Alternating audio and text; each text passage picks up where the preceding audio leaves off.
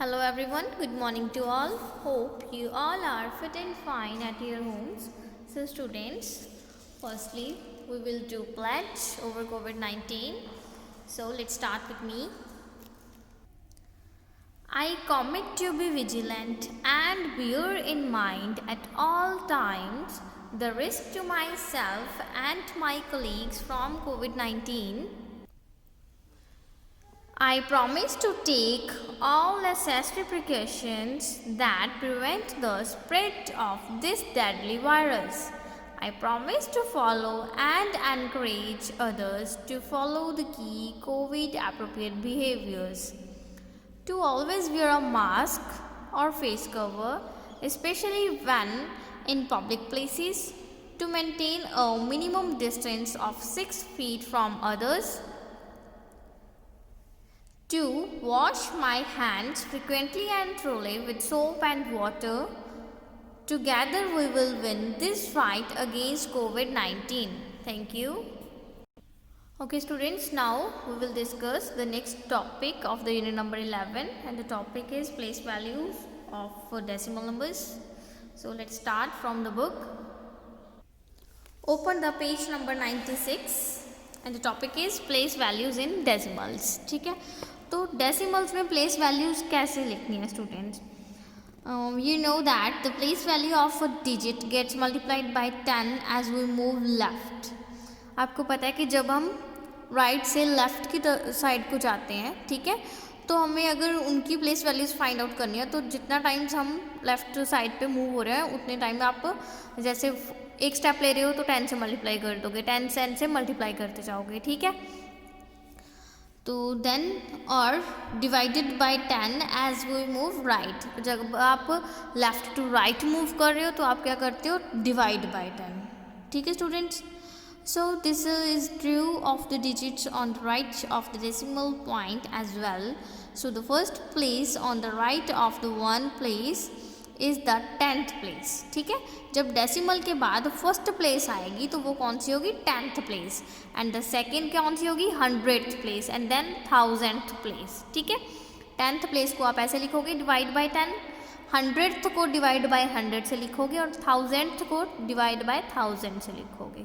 Okay, जैसे ये example आपके पास 3.6 मीन्स 3 ones प्लस 6 10th. ठीक है, डेसिमल के पहले 1s आएगी, उसके बाद जो आएगी वो 10th से स्टार्ट होगी. तो 6 10th. तो अब हमारे पास इसकी प्लेस वैल्यू लिखनी है. 3 की प्लेस वैल्यू तो 3 आएगी ना, 3 ones वंस प्लेस पे, तो 3 × 1 3 प्लस 6 10th है ना, तो 10 से होता तो हम मल्टीप्लाई करते, 10th है तो डिवाइड बाय 10. ठीक है, ये इसकी प्लेस वैल्यू आ गई. Clear? Okay students, same for the next 0.75.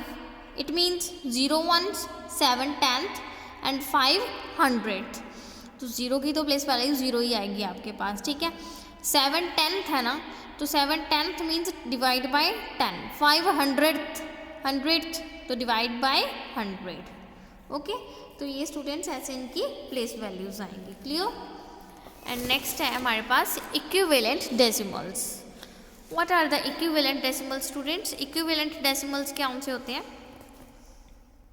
Equivalent में स्टूडेंट्स आपके पास क्या होता है, जैसे ये एग्जांपल दी हुई है डेसिमल 4. डेसिमल 4 को आप 4/10 लिख लोगे. डेसिमल 4 0, उसमें आप 4 डेसिमल 4 0 है ना, 4/10 प्लस 0/100, 4/10 ही आएगा उसका भी. ठीक है, तो आपके पास अगर डेसिमल 4 0 0 आ जाए तो देन 4/10 0/100 0/1000, देन उसमें भी आपके पास 4/100 ही 4/10 ही रहेगा. ठीक है, तो ये इट मीन्स कि अगर जीरोज आ रही हैं आपकी डेसिमल के बाद फ्रैक्शन में, वो चेंज नहीं ला सकती. ठीक है, जैसे आपके पास यहाँ पर डेसिमल के बाद 4 था तब भी वही फ्रैक्शन आया, डेसिमल के बाद 4 0 था, एक 0 ऐड हो गई. ठीक है, तब भी वही फ्रैक्शन आएगा.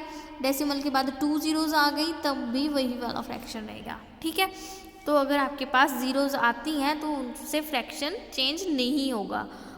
फ़र्क कहाँ आएगा, आपका डिजिट सेम होना चाहिए. जैसे यहाँ पर डेसिमल के बाद 4 ही था ना, यहाँ पे भी डेसिमल के बाद 4 ओनली, देन ओनली 4 डेसिमल के बाद, ठीक है। जीरोज आप कितनी भी उसके बाद लगा लोगे तो वो उनका इक्विवेलेंट ही रहेंगे सभी डेसिमल्स। क्लियर?